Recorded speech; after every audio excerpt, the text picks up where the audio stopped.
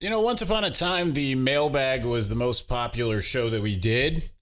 And then it waned for a little while. I'm not really sure. And now we're kind of back to this point. I can't even put out a question for your questions, put out the call without getting 60-ish or more questions. We're taking the best that we can in this episode of the Michigan Mailbag on Locked On Wolverines.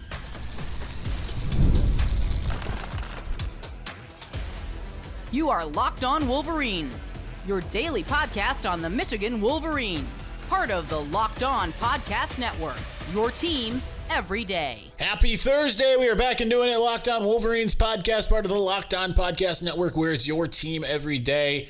I'm your man on the ground, Isaiah Hole, publisher of Wolverines Wire through USA Today Sports Media Group. And let's just go right to it. We're not getting to everybody's questions. Too many. Not even some of the people that ask multiple questions that are normal question askers. Some of y'all greedy around Christmas. Sorry. We're going to get right to it, though. This is our last one of the year, presumably, unless I have a change of heart in a situation that makes it a lot harder to do the Q&A. I don't have my setup on the road. So, therefore, we will see. Anyway, let's get to it, starting with James. Before we get to the names, we want to say, get to the leaders and best, starting with James Crudup at James Crudup 6. Of the 3 transfer quarterbacks being linked to Michigan, which would you like to have the most? Who are your top 5 young players you want to see get some extended run in the bowl game? So those 3 are the Nevada quarterback, whose name always escapes me. Let's pull him up while we're doing this. Dequan Finn and Mikey Keene. All have kind of some different attributes that you like. And I know there's some people that don't like Mikey Keene.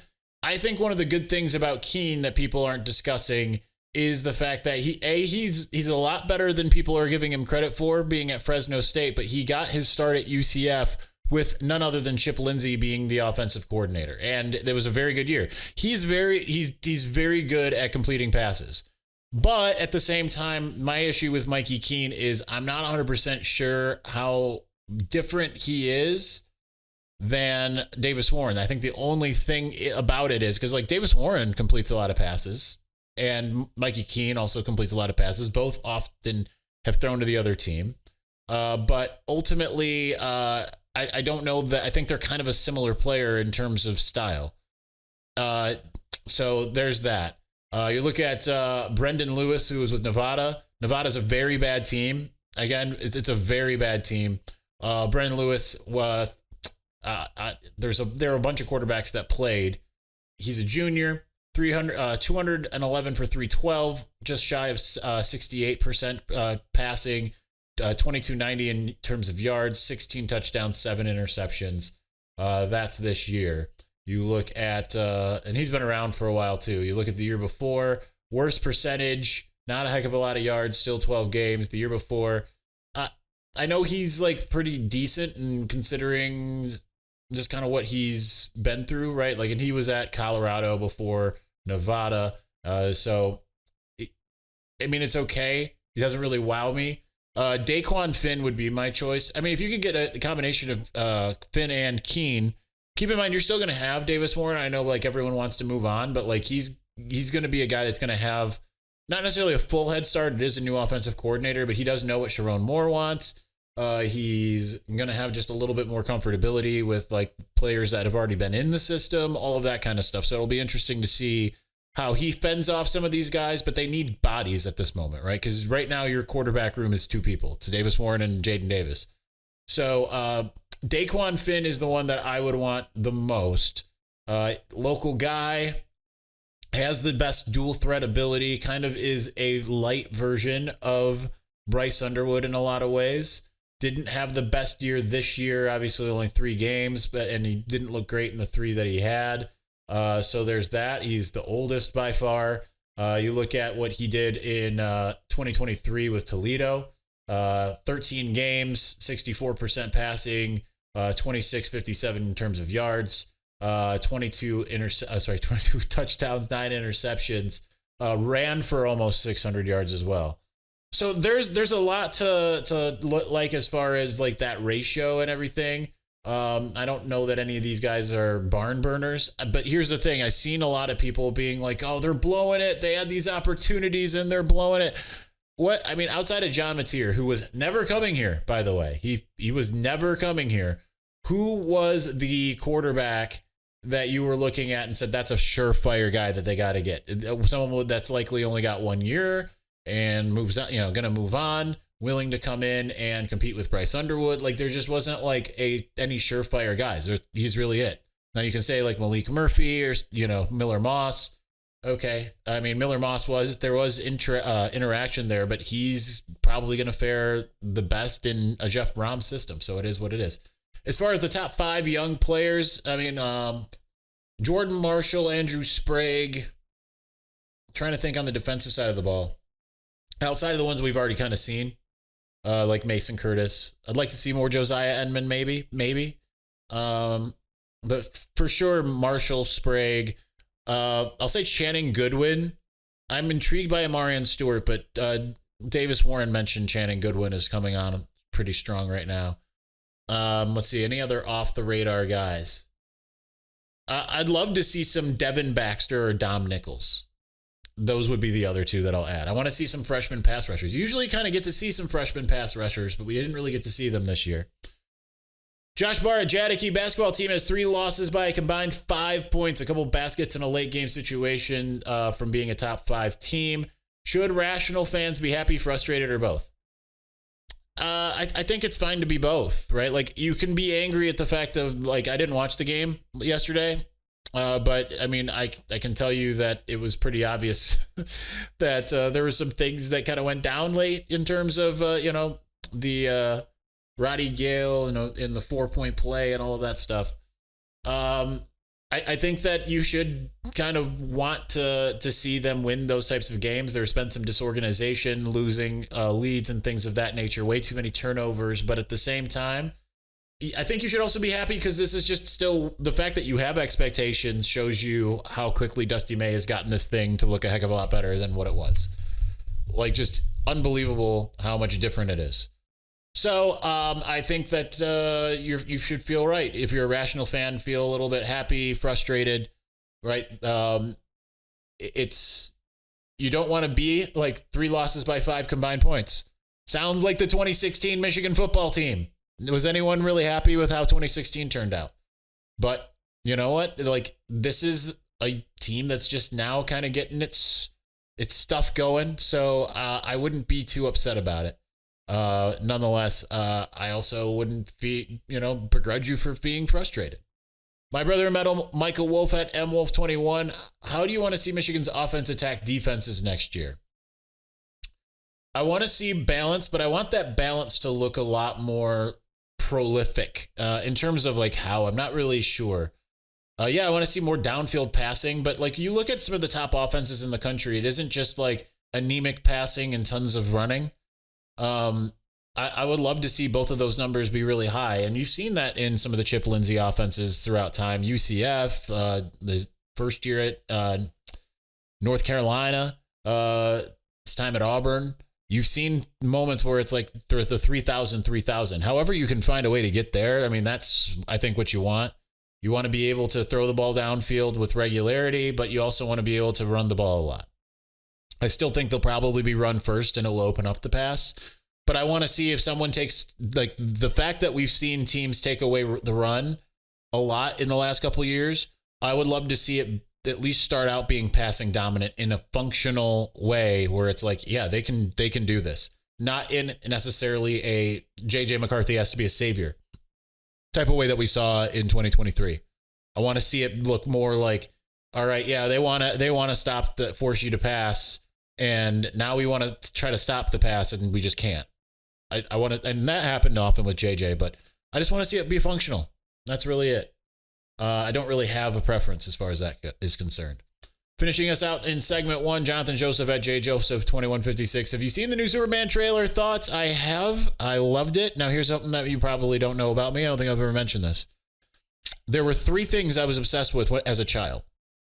I was obsessed with wanting to be a cop. I had a strong sense of justice ever as a child. The best day ever for me was when my mom is a graphic designer, and we were sitting. She was at the printer, which is right across from the Fenton Police Station here, and I was sitting out in the steps, and I was just watching the cops come in, and I got the chief of police saw me, and he actually got arranged for an appointment, and I came in and got to tour the police station. That was like the best day ever. The best day. Number 2, baseball. I was obsessed with baseball. It's funny, I couldn't care less about baseball, but I was obsessed. If you found me in Hudson's, that dates myself a little bit. You found myself in Hudson's while my mom's trying on clothes or whatever. I'm finding a mirror and I'm practicing my pitching stance. I'm going through all the motions. But the number 3 thing that I wanted to be more than anything was Superman. I was obsessed about Superman. So to see the trailer, I mean, just to hear the music, it was transcendent. Knowing also it's a James Gunn production, it looks a little bit more comic booky. It looks more fun. I just hope it feels not so quirky that it's just like Suicide Squad was really good, but that's like a bridge too far for me for this franchise. Like I watched Suicide Squad like once, and it's like, okay, I've got it. It's kind of how I feel about Guardians of the Galaxy 3. I loved it when I saw it, and I was like, this was incredible, but I don't ever have a desire to watch it again like I do the first 2. So I think it looks amazing. I love the color grading. I love the casting. I'm still sad no more Henry Cavill, but this other guy looks great. I'll take any Superman you give me generally. Anyway, I liked the Brandon Routh Superman Returns. I loved that. I loved the Henry Cavill one. So, would have liked more Henry Cavill Superman, but say I love you. All right, we're going to move on somehow with 4 questions. I went way over time, and we do not have time to go over time. Regardless, we're going to be back to get more of your questions, and we'll do so here in just a moment. But before we do, it's that time of year. The college football playoff is back, and with the newly expanded 12-team format, it's guaranteed to be bigger and better than ever, bringing you all the hard-hitting and high-flying excitement that you love. TNT Sports coverage of the College Football Playoff begins December 21st, starting with the College Football Playoff Kickoff Show, presented by AT&T at 11 a.m. Eastern, leading into our first matchup, the SMU Mustangs battling the Penn State Nittany Lions at noon. Then the Clemson Tigers look to upset the Texas Longhorns in a showdown at 4 p.m. Eastern. Don't miss a moment of the action. Watch the College Football Playoff, presented by Allstate, live on TNT, True TV, TBS, and Max.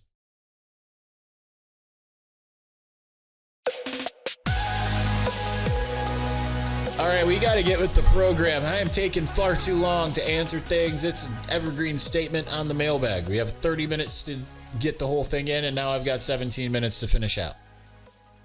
All right, let's get to Perry Mitchell. Start to lead off our Victor's Valiant at Perry Mitchell 08. With a lack of movement with top portal quarterbacks in Michigan, is there a real shot that Underwood takes the helm before the Big Ten season even begins? Even Edwards wouldn't have been able to fend him off for a full season, right? I think that's likely. I don't think it would have mattered.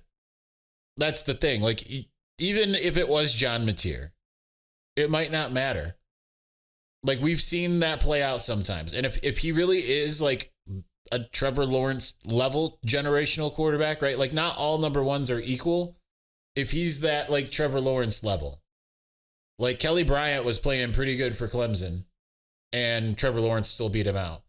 So it is absolutely possible. And I mean, there's also there isn't like the transcendent talent. Like if Quinn Ewers gets into the portal, that's different than John Mateer. I mean, I understand Mateer's probably been better, but Ewers just has a higher upside overall. So I think it is absolutely possible, maybe even plausible, that by the end of the season or midway through the season, Bryce Underwood's starting, just kind of no matter which way you look at it. Which makes you think, if you're Daquan Finn and you're going into year 7, do you want to take that chance or not? You know, like there's no guarantees. So hard to say. Chubbs GB at Talk with Chubbs. How do you feel about JB moving to edge as in Jaishawn Barham? And does that mean he'd be a backup to TJ Guy? Or do you see a way that those two and more are on the field at all times? I wouldn't think he's returning to come off the bench. I could be wrong, though. I would imagine there's going to be, they're going to figure out a way to keep him on the field at all times. And TJ Guy, I mean, like let's slow the roll a little bit. He could maybe stay in the same role he's in right now. Like maybe a little bit more, But yeah, I think it's ideal if you can have more rotation, even at the linebacker position. So that's the good thing about Jaishawn Barham is that he has that skill set. Depending on what you do as far as the weight, you could keep him the same size and have him be an edge, right? Like there's no reason why you got to bulk him up to be an edge. No, you can keep him exactly where he's at, and you can still rush him. So I think that you can move him around. We saw him doing really well moving up the middle. So there can be some plays where he's playing the Mike. There's others where he's playing the edge. I think that's the great thing, especially as he kind of understands more of what he's supposed to do in the system. He can become a chess piece. So I wouldn't worry about it. They'll figure that out. Great Bambino X at Colossus, so Cloud X. The offensive line targets in the portal are interior guys. Does that mean the staff is confident in our young tackles stepping up? I don't know. I haven't seen many intriguing tackles. I've just seen more intriguing interior guys. If so, who do you see starting at left tackle and right tackle? Sprague and Link, that would be my guess. But Link I'd actually kind of like to see move inside. And then I don't know. I'm trying to think of what they have. It's all kind of a conundrum to me. I don't really have a grasp on it right now, I'll tell you that. Or are they targeting tackles we haven't heard about? I think that there's probably a lot of targets we haven't heard about. And every time, like the people that normally like to answer me, like I know we don't really get into the recruiting of it all, but the people that like always seem to answer me whenever I really want to get answers, they haven't been answering me about anything. So I couldn't tell you, to be sure. Jacob Chavoria at Chavoria. I'll be in town all weekend for the game on Sunday and need some dinner recommendations not named Zingerman's, Savas, or Frida's. Can I give you a Zingerman's that isn't Zingerman's? Can I give you Zingerman's Roadhouse? That's a completely different thing. That's probably outside of, okay. Frida Batidos is quick service. Zingerman's Roadhouse is like just it's upper level comfort food. Fancy version comfort food. It's absolutely phenomenal. I would highly, highly recommend that. I don't know. That's the hard part because you just kind of named Zingerman's and you named Frida's Batidos, and those are like the ones. I'm trying to think of like where I ate when I was living there a couple years ago. It seemed like most of the time I was just ordering like Big Ten burrito, Buffalo Wild Wings burgers. That's like it. So I'm gonna go Roadhouse. I don't think you could go wrong with. If you really want to, if you can spend, go to Chop House. Chop House is that's next level, absolutely next level. So that would be it. I'm unfortunately not as into the restaurant scene as I once was. It seems like Ohio State has 2 5-stars and elite transfer QB on the roster at all times. What does Michigan need to do differently to have this? Number one, pay. That's part of it.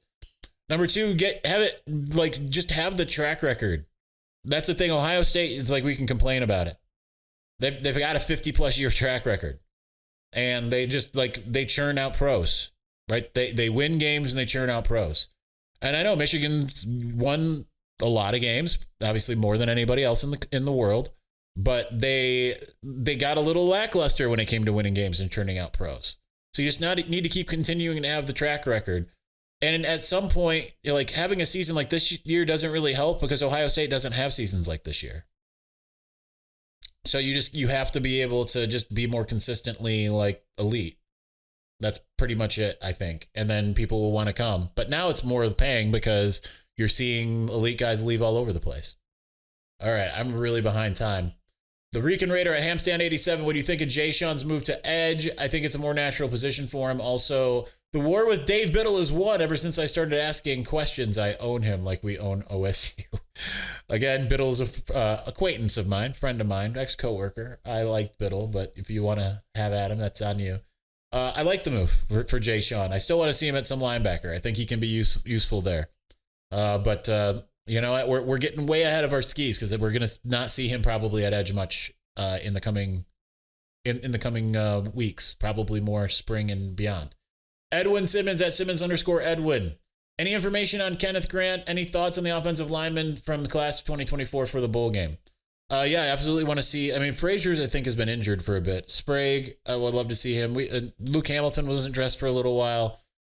I feel like Luke Hamilton and Ben Roebuck are going to take a little bit. Jake Mornera, I think, is going to be in the mix for the next center. As far as Kenneth Grant, I will say this. He hasn't declared.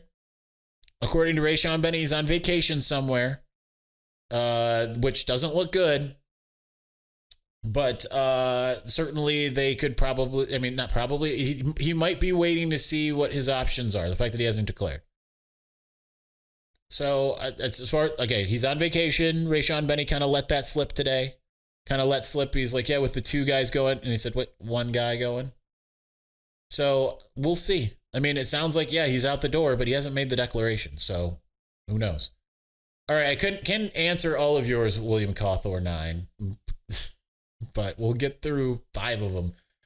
How do you think the view of Sharon's first season would be if we beat all our rivals, but we're under 500 and didn't make a bowl? Probably the same. I think it's probably the same. Making the bowls gravy.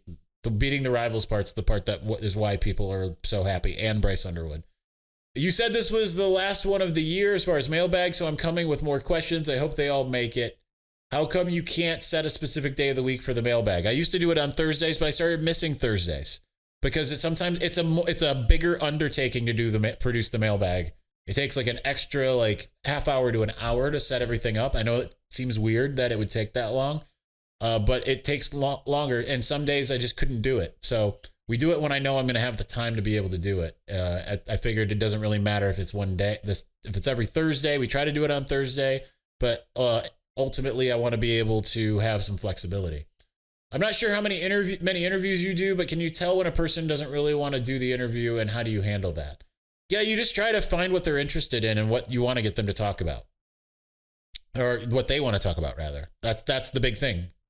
We used to get players all the time that didn't want to be a part of the media availability. So what can you get them to talk about? That, or you just cut your losses and move on. Now that the rosters have to be 105, how do you think the conversations go? Do you think they tell the players, hey, we have someone better we'd like to bring in, so you have to go?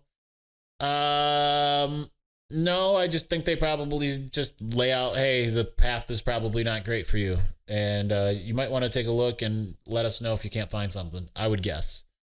All right, generic ERKJ72, what's your favorite Christmas song? I think I'm tied between Oh Holy Night and What Child Is This? Both of them just kind of have like that old, like they give you chills. They're a little like, they're almost like a little creepy like in the way that the melodies go. Like it's very like almost like somber cathedral-esque, you know? So that's that. Sean Stites at Sean Stites 16. How do you see the projected depth chart at running back for Michigan next year? It depends on what transfers they get. If they get Haynes, which I do think they'll get Haynes, we'll see how his visit goes this weekend, or Dowdle from Nebraska. I think that you'll look at it and you'll see you'll see it kind of at least a 1-2-3 system. Like Marshall he was injured all year, so it was kind of hard to kind of get him involved. I think they'd rather have some guys that are a little bit older, but I think that they'd prefer to have like transfer Marshall, Ben Hall for change of pace, but who knows? All right, finishing us out in segment 2, well over time. Clark at Blue for Life 8. How do you know that how do you know how Rod Moore's recovery is gone? I think that there was, he had a little bit of a setback. So that's I think why we haven't seen anything and why he's not like going to suit up for this game suddenly. At least I don't think he is. So there's that. All right, we've got to speed along. My apologies to everybody for having to rush. But we will do that here in just a moment.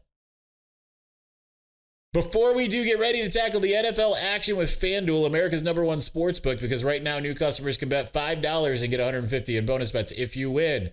The FanDuel Sportsbook app gives you everything you need to place live bets on the NFL all in one place, so when you get a hunch in the middle of a game, you can check out the latest stats, view live play-by-play, and so much more on the same page where you place your bets. Just visit FanDuel.com to join today. You'll get started with $150 in bonus bets if you win your first $5 bet. That's FanDuel.com. Never waste a hunch and make every moment more with FanDuel, America's #1 sportsbook. All right, we're going to continue on in just a moment, but before we do, one way to have a little more fun watching games this holiday season is to get in the game, and the best way to do that is with Prize Picks. Prize Picks is the best place to get real money sports action. With over 10 million members and billions of dollars in awarded winnings, Prize Picks has made daily fantasy sports accessible to all. Just pick more or less on at least 2 players for a shot to win up 1,000 times your cash. Run your game all season long on Prize Picks, America's #1 daily fantasy sports app. Make your holidays bigger and brighter with Prize Picks, the best place to get real money action while watching your favorite sports. You can now win up to 1,000 times your money on Prize Picks. Prize Picks now offers MasterCard for quick and easy deposits into your account this sports season. So join now because this holiday season, Prize Picks is giving away 2 free picks in December, and they're giving away $30+ million in rewards during Picksmas. So download the app today. Use the code LOCKEDONCollege to get $50 instantly after you play your first $5 lineup. Download the app today. Use your code LOCKEDONCollege to get $50 instantly after you play your first $5 lineup. Prize Picks, run your game.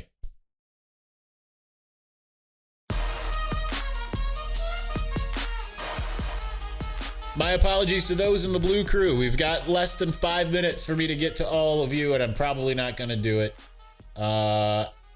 One of you is actually supposed to be up in the above, so we'll answer you first.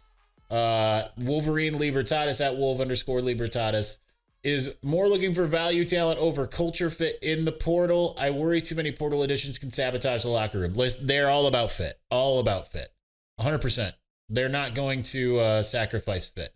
Man, there's a bunch of people that were supposed to be up in the last group. I don't know where I erred here in my preparation. But yeah, they're all about fit. They're not just going to take a talented guy.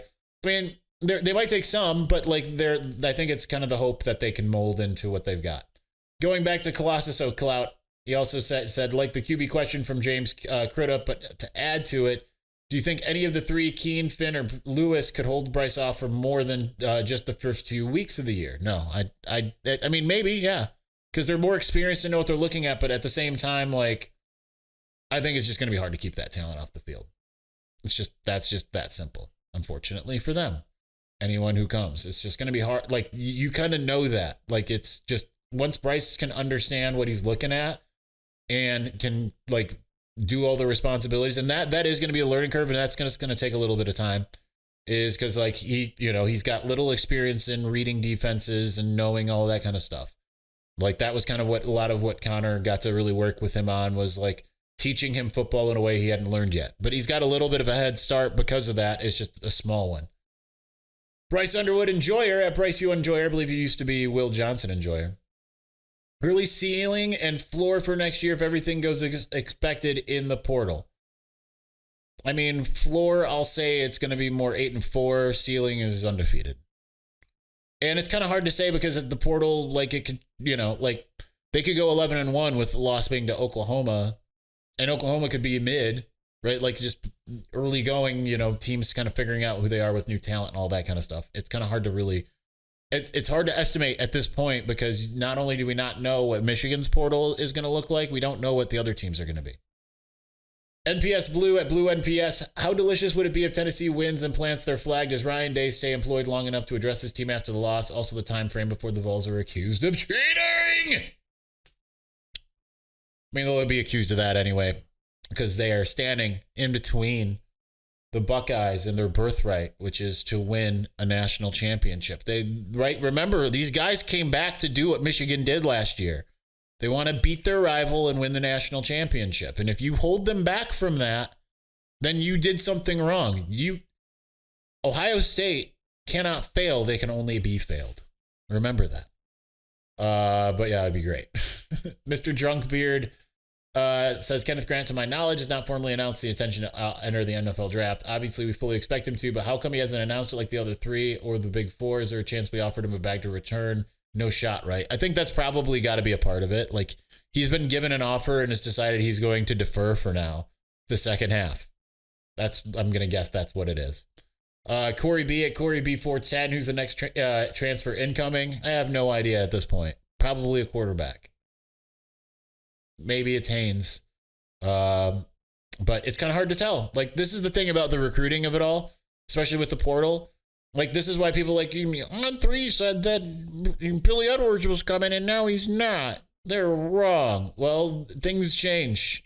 That's what it is. Things change. It's what a lot of people don't realize. Things change. It's hard to tell what's going to happen because things change when it comes to this. People change their minds. Last one we have got time for. Wind beneath my freaking wings, man, at _Ivan ID. Jaden Davis stays and battles Underwood or no? I'm going to guess yes. I wouldn't have said that before, but I'm going to guess yes at this moment because I think that he is going to want to get that degree and then go elsewhere. I think he probably thinks that's in his best interest. I mean, especially it's like Michigan's already got a couple guys that are and the movie stopped recording. So Michigan's already got a couple guys in the portal. And so it's going to just log things up, jam things up that much more. All right. Thanks for watching. Thanks for listening. We'll be back on Friday. Peace.